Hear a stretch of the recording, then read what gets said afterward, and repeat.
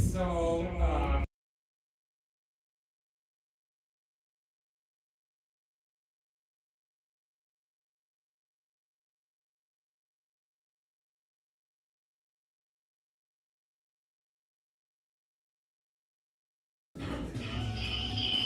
But it's okay.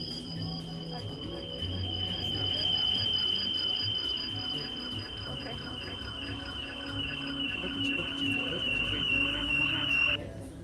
так це твій телефон включить. Так, так, так. Все, тепер у нас Все, все 100%. нормально з Кароліною? Зараз чекну. No. We can hear you now. Okay. Starting.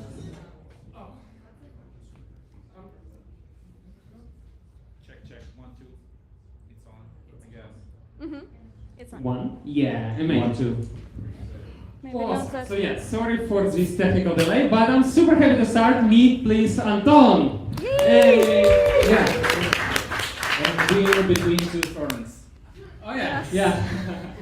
Comedy. Awesome. So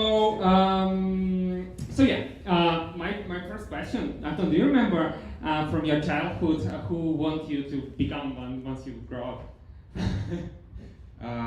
I was thinking I was gonna be a software engineer since early years, but didn't become one. I guess I started to code and I was doing some Olympiads competitions for this.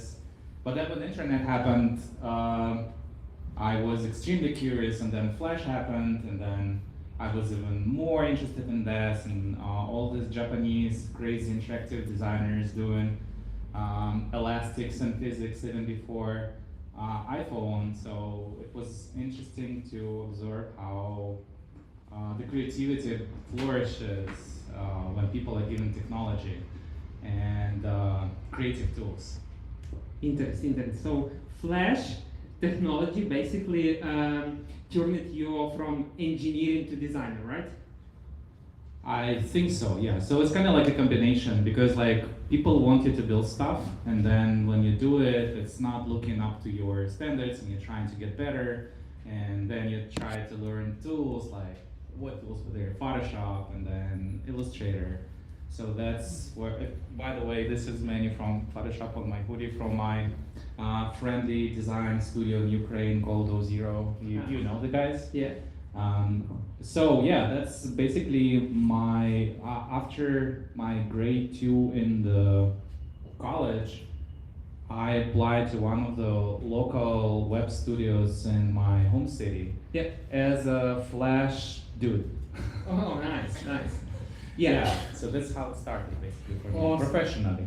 Awesome. And can you just share a story?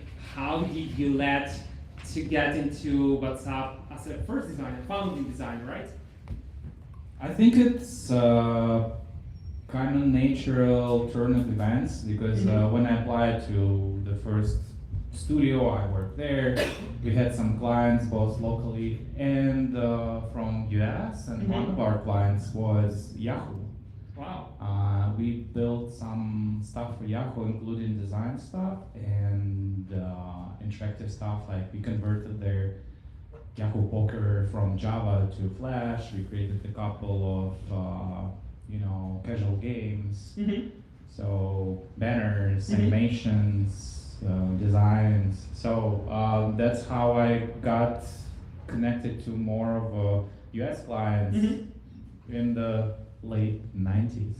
So it was a long time ago. And this is how Jan found me after he left Yahoo. He spent a year thinking about what's next, and then iPhone came out and he got curious, and then App Store was there, and he was thinking about his first app, and we got connected through our common friends from Yahoo who I used to work with, and he was looking for a team who will create a logo for a product that was not a messenger initially. It was address book replacement. It was an app, so you can open it and see kind of like, oh, this person is in the gym, because Jan wanted to kind of like have better clarity about like how people can communicate with each other and like should they call now or later was first version of the app. And after Apple released push notifications, people started to exchange this status messages with each other saying like, oh, I have a party tonight, please come. And this is basically, the rest is history, because before push notifications happened, there was not a lot of traction for this particular use case. Very interesting, very interesting. What a journey. You're working in the agency, then you get a customer from Yahoo, person who worked in Yahoo, launching a new startup, Yankum. And basically it's an era when iPhone just came in. It's like maybe when it's very similar to today's time, where you have all the new technology coming in, and new possibilities, new capabilities. Yeah. And it's been like kind of like first or second year when App Store been launched, right? Yeah, very like fast. I think the first generation of apps were similarly stupid, like you could drink your glass of beer I remember this one. Play a labyrinth, or even kind of like fart apps. Nice. Not a lot of use, but people got it. They figured out what to build next. It's right now seems that this app been simple, but back then you kind of been reinventing the modern patterns of user experience, basically testing different partners and so on. So during the early day in WhatsApp, what were the biggest challenge and how did you overcome them? And I'm thinking it's not that we redefined a lot. We had a lot of good giants to stand on shoulders. When Jan was telling his friends or people what is he working on, he was basically sharing that he's building BBM for iPhone. That's what he is. BBM? What is that? BBM is a BlackBerry Messenger. It's the first single platform communication service working just on BlackBerry phones. And it was pretty amazing because it was the first push platform. Like technologically, it's not an easy thing to build push system, and they were the first. So I would say there was a lot of inspiration already existing, just distributed not very uniformly. And seeing where good stuff happens first, and then distributing it to not just a single platform, but trying to have a global ambitions and trying to kind of like, okay, we have to build for everything, for whatever exists. And we started building for Nokia's, and then Windows phones, and then all versions of Blackberries, including BlackBerry 10. And then, so how do you build something that's for everyone, for your grandma, for your kids, for whatever? Very interesting. Could you please share more about like your role? Because what I hear is not just about design, but still your title being as a designer. So can you tell how did your role evolve as the company grows, as you launch a new platform and so on?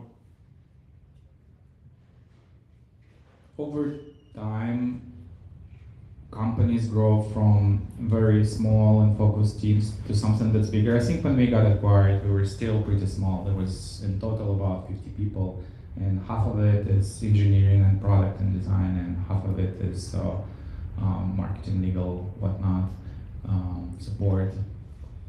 We actually had pretty solid support and translation team from the early age. We started to, I think Jan started to get his dedicated people for customer support from where we got about 150 million users.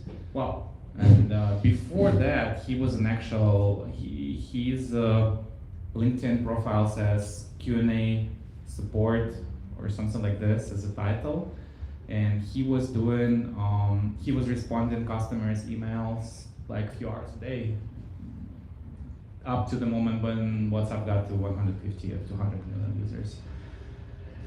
So, and then when team grows, like we got acquired, we were staying first in WhatsApp office for about a year after, and then we moved to Facebook, and we started to hire more from, not hire, but kind of like our teams were blending more and more, and eventually it got close to what's close to corporate. So kind of like rules change, relations change, like speed changes. So that's kind of natural processes because team gets bigger. You have to like change the way you communicate with each other. So Interesting. So, could you please share more details about the exit, how it happened, what's your been experience during this transmission period? So yeah, when the acquisition happened, it's been 60 billion, right? design team was still in Ukraine, Wow. and a lot of team for engineering was in Europe and across the world as well. And the night the acquisition was announced, it was actually the night of the peak of revolution in Ukraine, which is kind of like where people What a crazy time. got like more than 100 people got killed on the revolution in Ukraine. And for me that night, I almost went crazy. Wow. Because like there is something incredibly major happening here, and at the same time there is Ukraine-related development. So, but in general, I was thinking that even though Facebook acquired WhatsApp, I believed in WhatsApp being a better trajectory for growth, that it eventually could be even bigger than Facebook. So it's still, I don't know, because like I don't see any data and it's not public, it's hard to say if it's bigger or not that Facebook blew, but that was my belief from the acquisition day. Yeah, and I think that's the main motivator why Facebook bought WhatsApp, because like it's a potentially huge competitor, could be. Awesome. So yeah, exit, amazing news for basically whole team. I guess everybody received a great bonus working on this amazing product. After exit, did you have any emotional purchase? If so, what is what? Considering we moved here maybe sometime after acquisition, Yeah. so it was a slow process for us. So Mhm. like I didn't start noticing it after maybe a year and a half after acquisition, so it was smooth for us. And as with any, I guess, it was a lot of acquisitions. Some of it is just can I have best in schedule, so kind of like it's not super fast. So I see. Like you get a slow ease into stuff. So we had like majority of the team stayed for all of 4 years, and by the end of 4 years, the people started to depart, like the original team. But it was still very close knit and team. We still see each other once in a while. Yeah. So it's been kind of like a regular waste after the acquisition, right? To keep it in. I see. Yeah, totally makes sense. So after you moved from your role in WhatsApp to in Uni launched back then one of the hottest startups, Niva. Yeah. So can you share what changed, like from basically corporate environment back to startup environment, and basically please tell, maybe some people didn't hear about this company, what it was, but back then it's been one of the most hottest startup on the TechCrunch. So at the time, I decided to join the team because the office was very close to original WhatsApp offices in Mountain View downtown, and WhatsApp started in Red Rock Coffee even before the first office. Like Jan and Brown was working from Red Rock, and the office of Niva was basically across the street from Red Rock. I was like, yeah, sure. Like, and it's a small team, interesting direction for me to like interesting challenges. It started as more of enterprise search for work type of startup, similar to what Glean is these days. And after I joined, we eventually had a pivot to more of a consumer search platform, but that includes, it allows you to connect your personal data, It allows you to search, and search could be more personalized. So it's a combination of public searches you get. And by the end of, before, it was acquired about a year ago, last May, by Snowflake. And some of you may know that the founder of Niva is now CEO of Snowflake as of a few weeks ago. So my ex-founder of Niva just became number one in Snowflake. And just before the acquisition, I think you could see all the new technology starting to get more popular, talking about GPT-3 back then. And if you know what Perplexity is doing now, I think Niva launched a little bit earlier and trying to give some answers in a better way, but still be factual, providing references.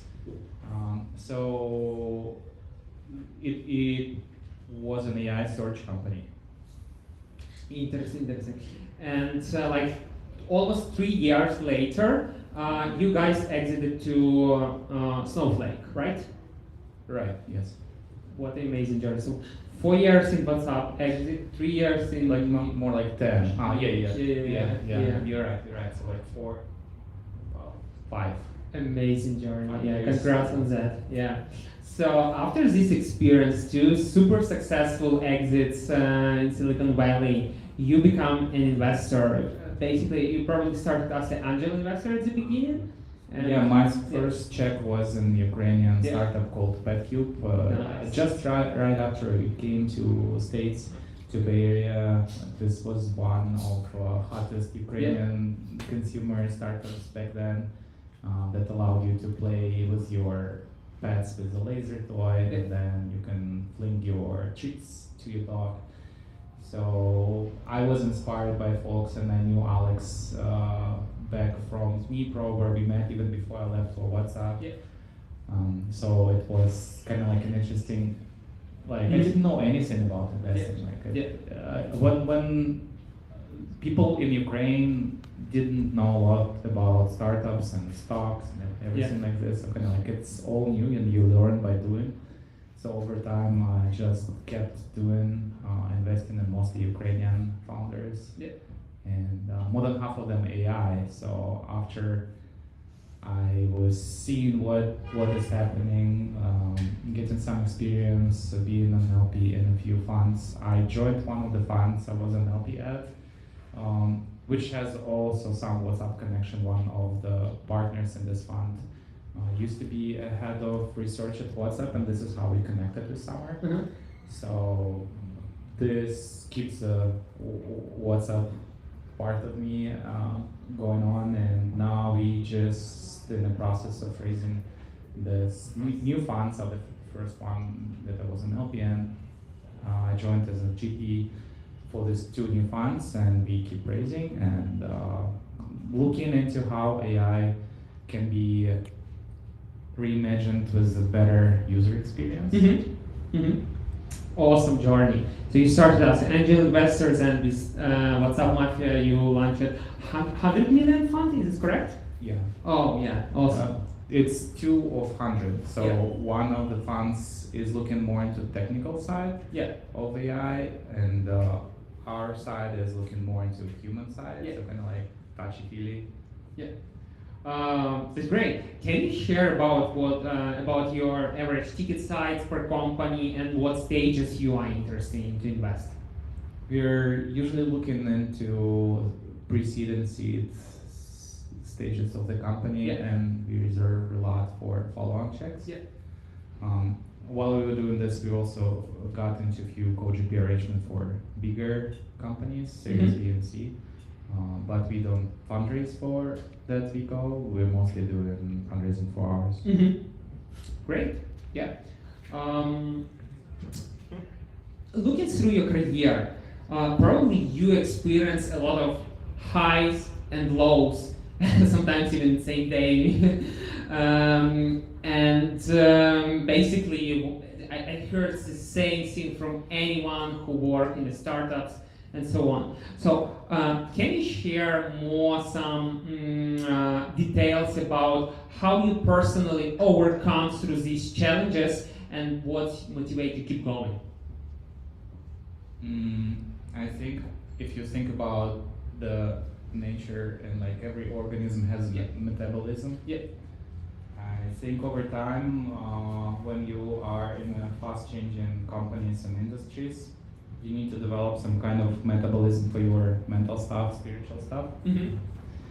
People have different ways of doing this. I figured out what works for me. Part of it is I'm a student of Zen Buddhism. Oh yeah. And that's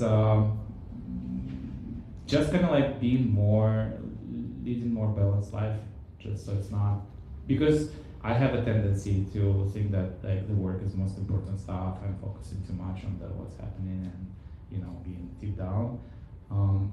So learning how to get back to your core, maybe like be more grounded once in a while, and that helps. Awesome. As I remember, you mentioned that you are visiting the same Zen center in Silicon Valley, which Steve Jobs been visiting, right? So it was founded by Steve Jobs' teacher and the chief spiritual officer of Next Computer. So when Steve left Apple after he was ousted from Apple and created Next, so Kobun Chino, he invited him to be a spiritual director. I don't know what it means, to be honest. Like I just, I'm curious about all of it. And besides this, the thing I'm interested about is I'll just share this creative writer and design theorist and architect called Christopher Alexander. He was behind this very popular books called The Pattern Language and Timeless Way of Building that influenced a lot of how computer science developed, and object-oriented programming happened because of this. Wikipedia was born because people tried to kind of like figure out how to publish the material of the pattern language book. And the story of it is basically how you feel good at some places and not good at some other places where you feel alive. So while looking into this material, kind of like over time, he gets to more, I think, territory of cosmology and spiritual stuff, and what does feel alive. So I guess it's kind of like natural trajectory for me from being pixel pusher to more thinking about like what should be built and what feels good, what feels wrong. So yeah, that's what's on my mind lately. I'm still doing this program called Build and Beauty by his ex-students and ex-colleagues. So that's what keeps me going these days. Can you share more details about this program, Build and Beauty? So this is a postdoc program, but anyone can join it. It was physically based in Sorrento, Italy. But after COVID started, it became an online program. So they have a few courses, some of them more applied, like studio, and some of them more theoretical. They just go through Christopher's latest books called Nature of Order. And there are some other courses named Self and Wholeness. So we were looking into works of McGill's and David Bohm. So it's kind of a combination of kind of like what science develops, like quantum physics in some ways, where it's field theories and kind of like everything is connected, this type of stuff. Yeah. Amazing. I'm just also become very interested into all these meditation, spiritual stuff last year, and it's changed my life significantly. So yeah, I would also join to this recommendation and try all of this meditation stuff for anyone who didn't try it before. It's amazing. Getting back to the tech, you right now you basically, I could call you veteran of the tech. You invest into modern startup. So looking forward to the future, what trends or technologies are most excited for you, and how you plan to be involved into them? What's interesting for me these days is how, given that what we have is with the help of LLMs and stuff, how do you help people learn? Because it's not just computers that learn about you, it's also you learn about the world. Mm-hmm. And just imagining, like, people give, like, these days as examples, or you just ask about stuff and then computer gets you what you want. But if you think about, you're in the random city in the new culture, so say you're going to, I don't know, Japan, for example, and you're going to a random restaurant, like, will you be able to make this query? Because you don't know anything about the culture. You're there for the first time. You have to learn.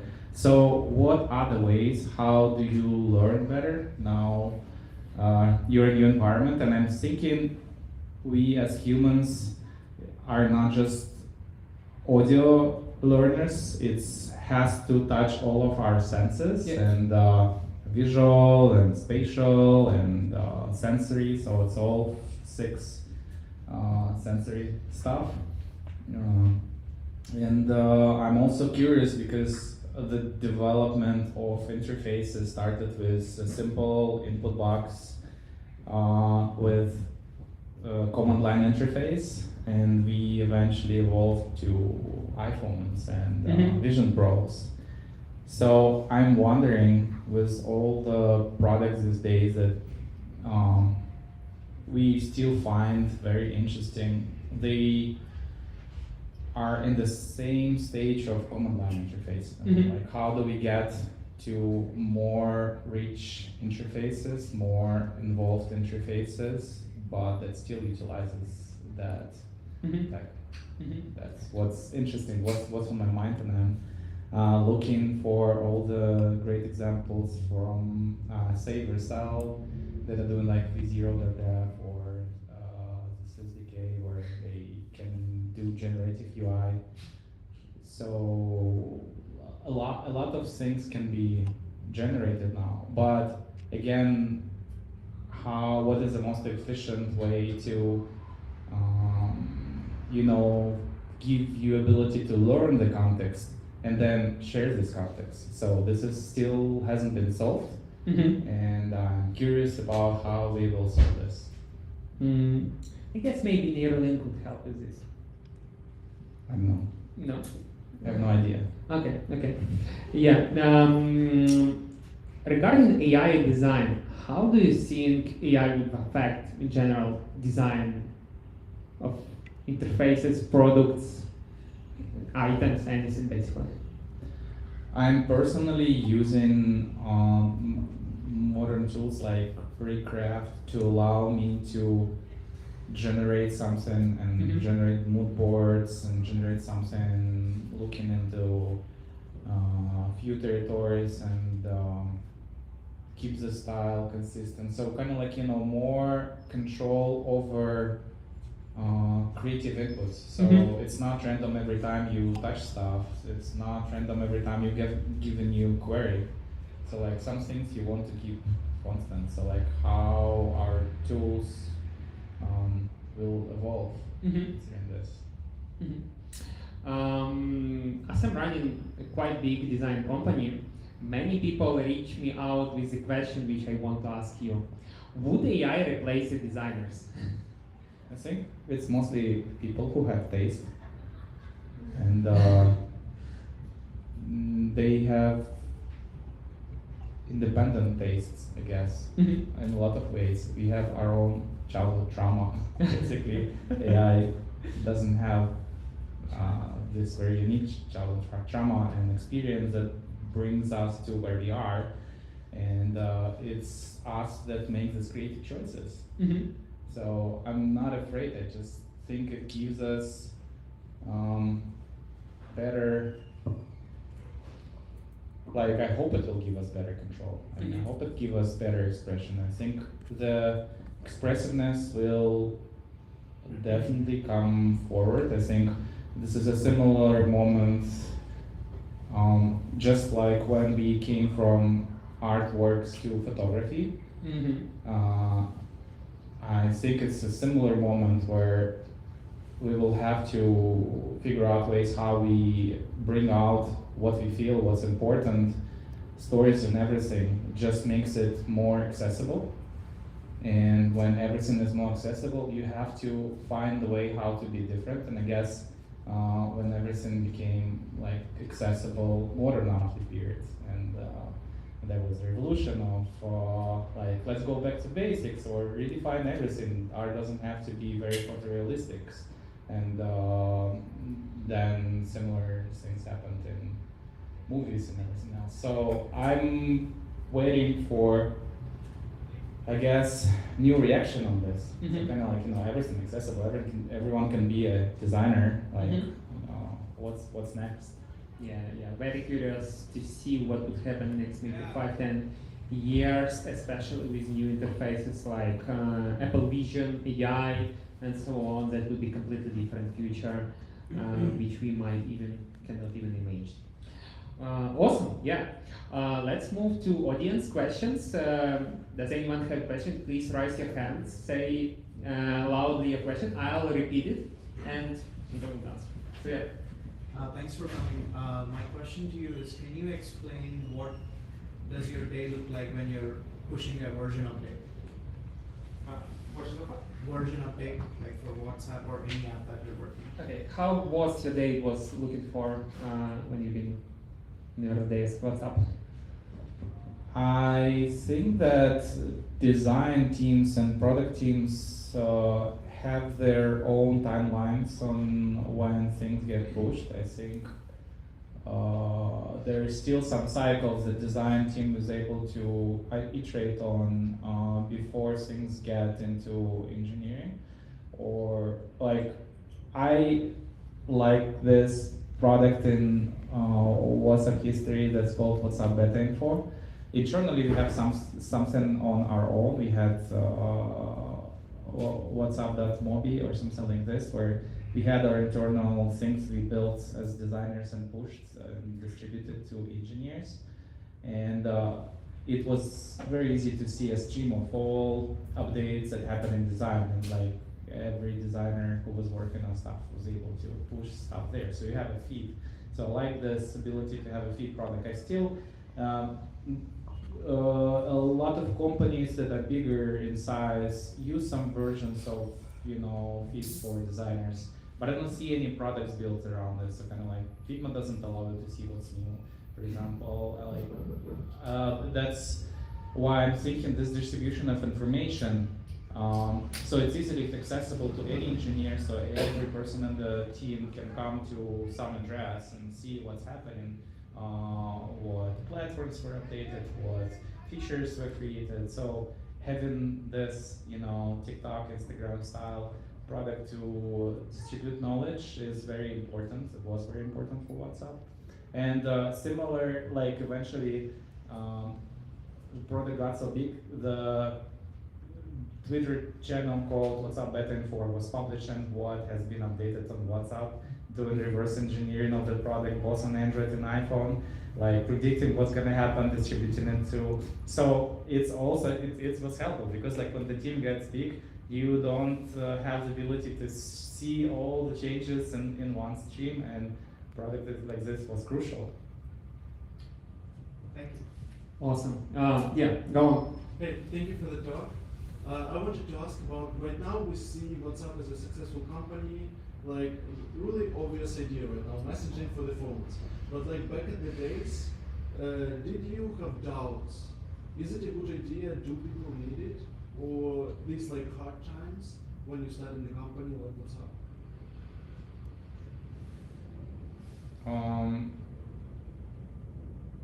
I guess there was some products that were there, but they were super expensive. SMS was expensive across the world, besides countries. So making something, so kind of like I think three ways you can make something better than what exists before. You make it cheaper, you make it,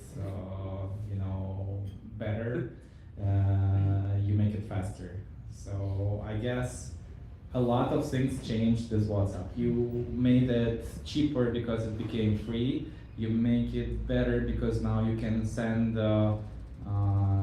more content that was able to be shared before, and then you make it faster.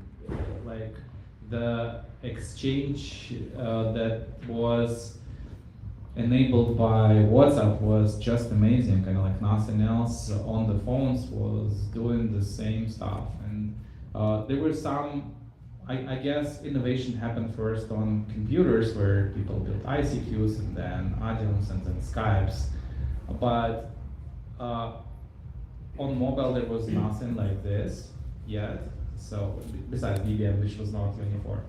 So it was very interesting to bring this, and initially, as I said, WhatsApp was not very successful until we launched messaging and push notifications happened. Yeah, awesome, thank you. Yeah, well, question from this side. Yeah. Hi, thank you again.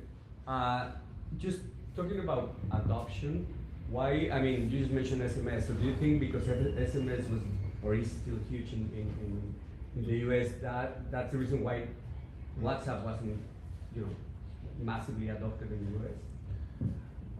US was not the fastest growing market for WhatsApp for all of these years. It's usually the markets where SMS was a paid product and not a subscription, like plans and packages. Mm-hmm. So yeah, just like having something that's free when what you traditionally doing is not free is amazing. And I could see the fastest growing countries from the beginning were Spain, Netherlands, Arab world countries, and then Brazil later. And India was incredible. I think at this point it's more than 700 million users just in India. Wow.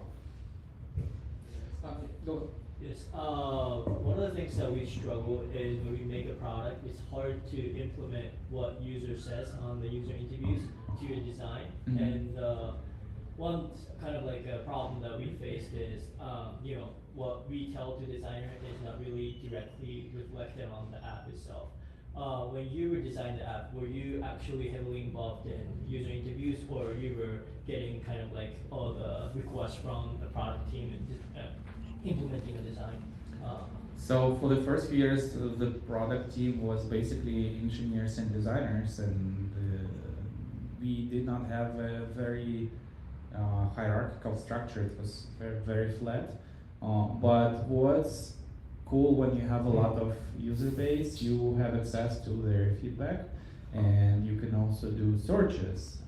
And searches for me, for example, that were useful was something like WhatsApp sucks on Twitter, or and you see a lot, people hate stuff you built, and they see what can be wrong about what you built. So, and there takes some time to adjust to changes too. So they were mad when we introduced registries, for example, so for some time.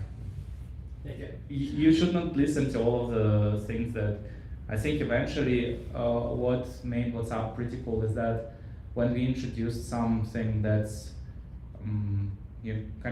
touches privacy in a way, we try to balance it for both sides, for sender and for recipient. So if you want to see your person you talk with status or read receipts, you have to share your own read receipts. If you don't share yours, you will not see anyone else's read receipts. If you want to see others' online status, you have to share yours. So it's there's a lot of honesty built into the product, and I like it a lot. And for some things that are super, I think, catchy or have viral loops and stuff like this, we have to actually stop it. So an example would be, so GIF will not play more than 3 times or longer than 6 seconds. Or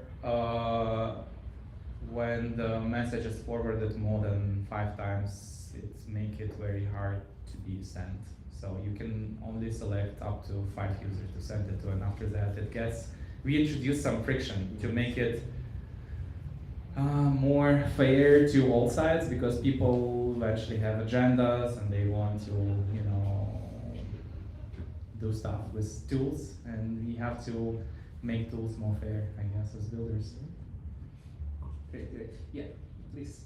As someone who uses WhatsApp for a long time, when I think of WhatsApp, I think focus.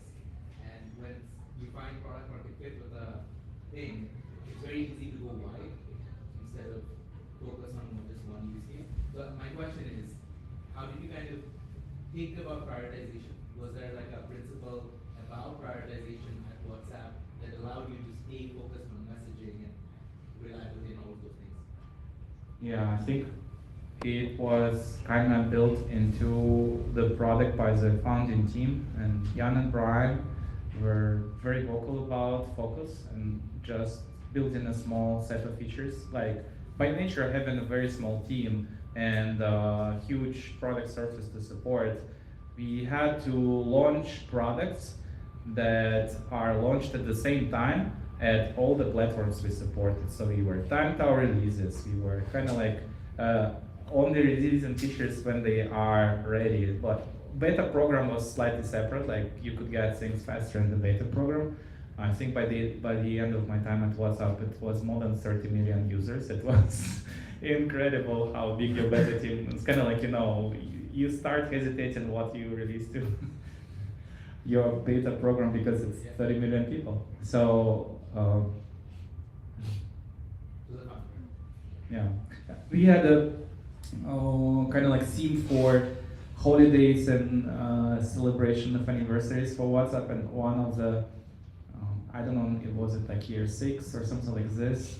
We got presents that saying, merch was saying focus is an F word, so kind of like, more like an embracing way. So like we had focus everywhere in the office too. So it's Awesome, thank you.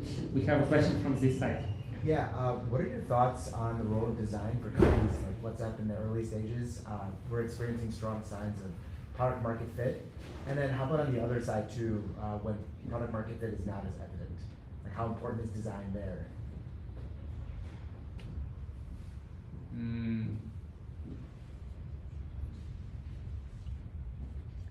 I think product market fit is such a magical thing that I'm a little bit hesitant to touch it, because it's magical when it happens and you don't always know how you got there.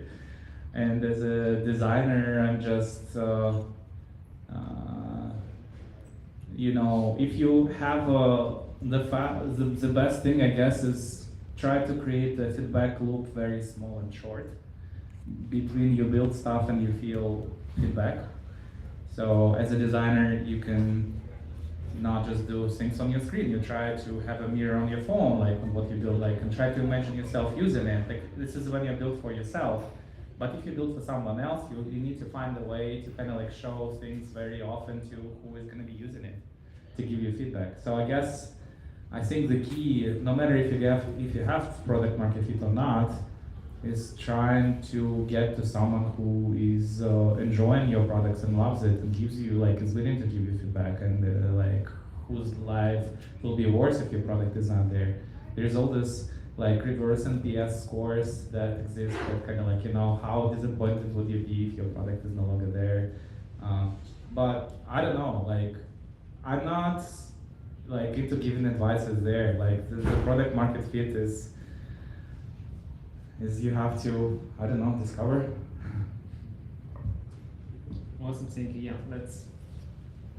I'm wondering what you're looking forward to in the future of communication. Are there trends that you're looking for, or trends that you're noticing? Are there new technologies that, like push notification that you think are gonna bring the next wave of communication tech, or things that you're looking out for? Start from repeating. So yeah, it's a question about a future of communication. What do you see as main trends? I think one of the inspiring things, I guess, was about simultaneous stuff happening, like products where you stream things or when you are together in the same space. I'm thinking of Figma and cursors on the same page and Google Docs as a communication products. Or if you go further, Clubhouse that eventually just living in the Twitter spaces these days.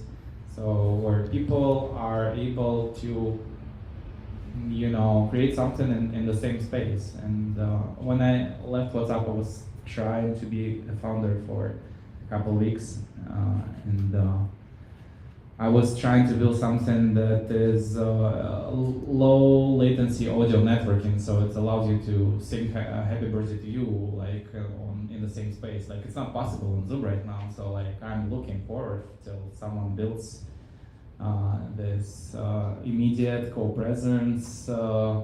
Like even in WhatsApp, co-presence is, I think, major, and the more products we build that has this kind of like location sharing, you could see when person is typing, you could see if she's choosing emoji or sending the voice recording. So kind of like, being able to see life on the other side is, I think, what we still can have more of, even in the products we build these days. Like it's still not fully there.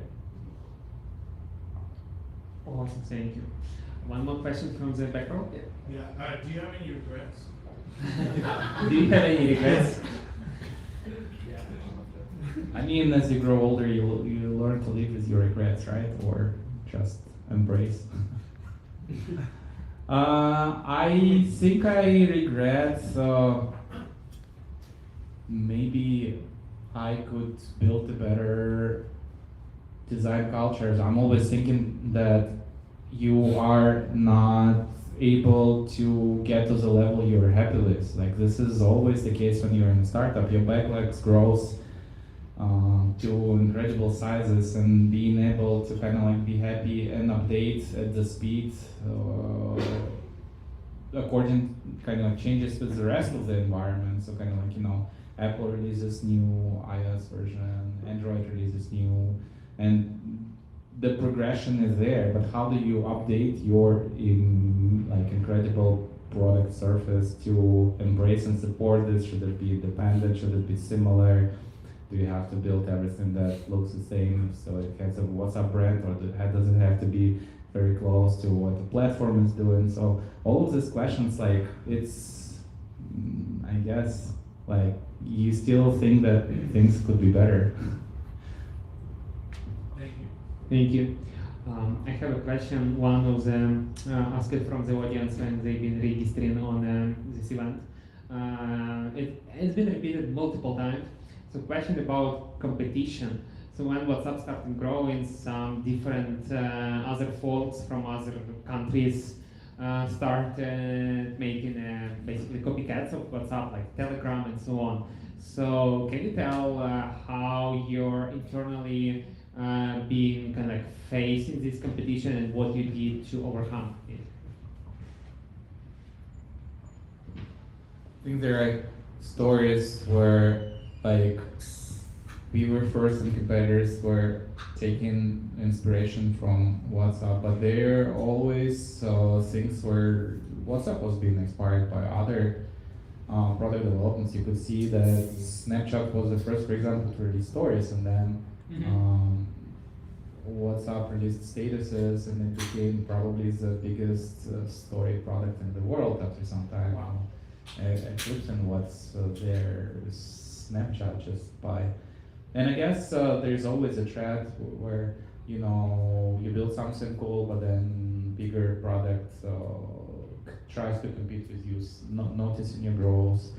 But in general, if you think about it, it's about not just products, but more of an idea. It's an idea that is kind of like having its own genetics, and replicating itself in majority of like in multiple products, and it has its own life, and you cannot stop it if it's a good idea. And we had video products like Vine, eclipsed by Musicallys and TikToks, and you know, it keeps changing and evolving, but it doesn't mean that the product is good or bad. It's just kind of this idea, this mechanic, this way of interacting with technology is good. So you have to respect that. What's good, respect what's good. Awesome, thank you. Yeah, please. So you mentioned a few principles like focus and honesty. So did these principles come before you build the product or after? So the question was honesty and what's the second phrase? I think focus was Focus and honesty. Did these principles come before or after you build the product? I think it happened while you build the product. I think it's kind of like, you know, the nature of decisions you made. So like you start by making just a few decisions initially, early on. And then kind of like when you make decisions about something else later, you look back and see, oh, we made this decision in this way. And that's why we will do it in the same manner or fashion, that kind of like we respect this. Like, you see in the back, it works for us, and we do this because. So like, I think in this part of framing things, we do this because helps, and kind of like, you know, looks back at the reality and the nature of kind of like culture of decision making in the product in the company. So. Thank you. Any other question, guys? Thanks. Yeah, of course. Do you ever envision WhatsApp to be a Figma plugin? WhatsApp is Figma plugin? I think there's this, every product evolves till it has a messenger, and every messenger evolves till it becomes operating system. So it's, I guess, you see, yeah, I don't see why not. I've seen WhatsApp being released on multiple platforms, and I've seen WhatsApp being released on hardware products as well, but maybe not in the most successful ways, like on a portal from Meta. So yeah, you can build it. Awesome, thank you. Any other questions? All right. Seems like we run out of the questions. So thanks everybody for coming. We would have a mingling time, so you can stay, try pizza, take drinks, and Anton, would you have a time to chat with the people, or? Sure. Yeah. Yeah. So you can. And you've been between two ferns with Roman and Anton. Yeah.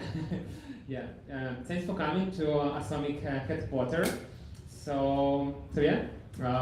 Let's have a fun time.